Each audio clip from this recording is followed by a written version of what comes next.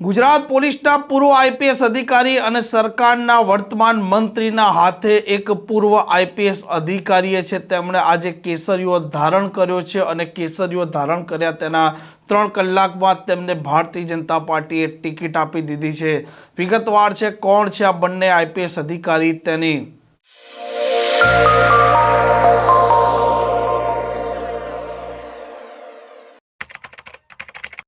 नमस्कार, आप जो રહ્યા છો નવજીવન ન્યૂઝ અને હું છું આપની સાથે તોફિક ગાંચી। ગુજરાત પોલીસમાં એવા કિસ્સા છે જેમાં કેટલાક પોલીસ કર્મચારી હોય કે અધિકારી હોય તેમણે ચાલુ નોકરી કે પછી નોકરીની નિવૃત્તિ બાદ તેમણે રાજકારણમાં એન્ટ્રી લીધી છે અને તેમાંથી કેટલાક સફળ પણ થયા છે અને કેટલાક નિષ્ફળ પણ થયા છે। તેમાં CR પાટીલ પણ સફળ છે, સાથે ગોપાલ ઇટાલિયા જે પોલીસ કર્મચારી છે તે પણ સફળ છે અને PC બરંડા જે પોતે પણ સફળ છે, કેમ કે સરકારના વર્તમાન સમયમાં તે મંત્રી છે। જે પ્રકારે મનોજ નીનામા આઈપીએસ અધિકારી હતા તેમણે રાજીનામું આપ્યું અને તેમણે આજે અરવલ્લીના શામળાજીમાં કેસરીઓ ધારણ કર્યો અને તે પણ પૂર્વ આઈપીએસ અધિકારી અને વર્તમાન સમયના મંત્રી PC બરંડાના હાથે। અને મનોજ નીનામા હવે ભારતીય જનતા પાર્ટીના સદસ્ય બન્યા છે અને જેવા સદસ્ય બન્યા તેના 3 કલાકમાં તેમને અરવલ્લી જિલ્લાની ઓડ જિલ્લા પંચાયતની સીટ છે તે પણ મળી ચૂકી છે। એટલે હવે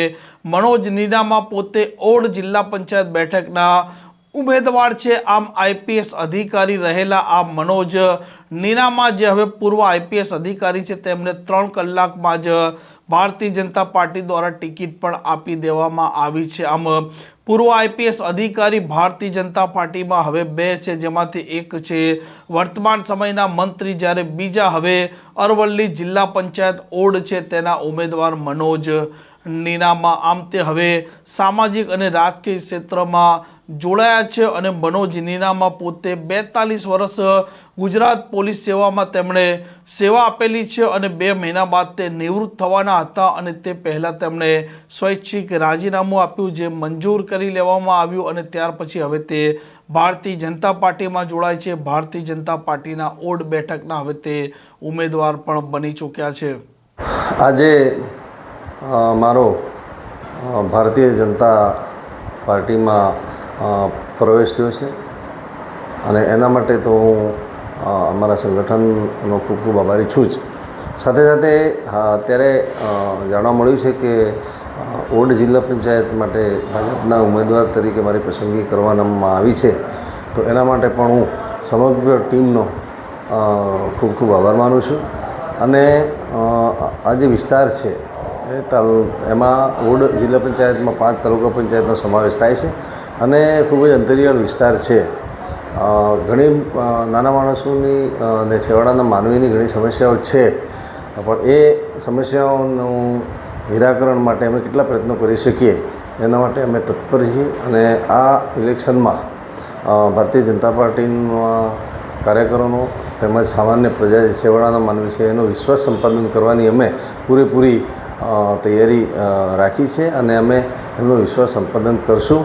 અને જે સરકારની યોજનાઓ છે અથવા તો જે ઇન્ફ્રાસ્ટ્રક્ચરની વાત છે કે જે કંઈ છે વિકાસના કામોની છે, તો છેવાડાના માનવી સુધી આ તમામ વિકાસના કામો પહોંચે અને સામાન્ય માનવીને લાભ થાય એ માટેના પ્રયત્નો કરવા માટે સતત પ્રયત્નશીલ રહેવા માટે અમે ખૂબ ઉત્સુક પણ છીએ। આ મનોજ નીનામા હવે ઓડ બેઠકના ઉમેદવાર છે અને કોંગ્રેસ પણ અરવલ્લી જિલ્લામાં તેમના ઉમેદવાર ઊભા રાખશે અને સંભવિત આમ આદમી પાર્ટી પણ તેમના ઉમેદવાર ઊભા રાખે તો પણ નવાઈ નહીં। આમ ગુજરાત પોલીસમાં કેટલાક પોલીસ કર્મચારી અને અધિકારી છે તે સમયાંતરે રાજકારણમાં આવ્યા છે અને જેમાંથી કોઈ સફળ પણ રહ્યું છે અને કોઈ નિષ્ફળ પણ રહ્યું છે અને મનોજ નીનામાનો હવે આવનારો સમય પણ જોવો પડશે કે રાજકારણ તેમને કેવું ફળે છે કે નથી ફળતું। આ પ્રકારના સમાચાર માટે નવજીવન ન્યૂઝ ડિયા ચેનલ સાથે જોડાયેલા રહો। નમસ્કાર।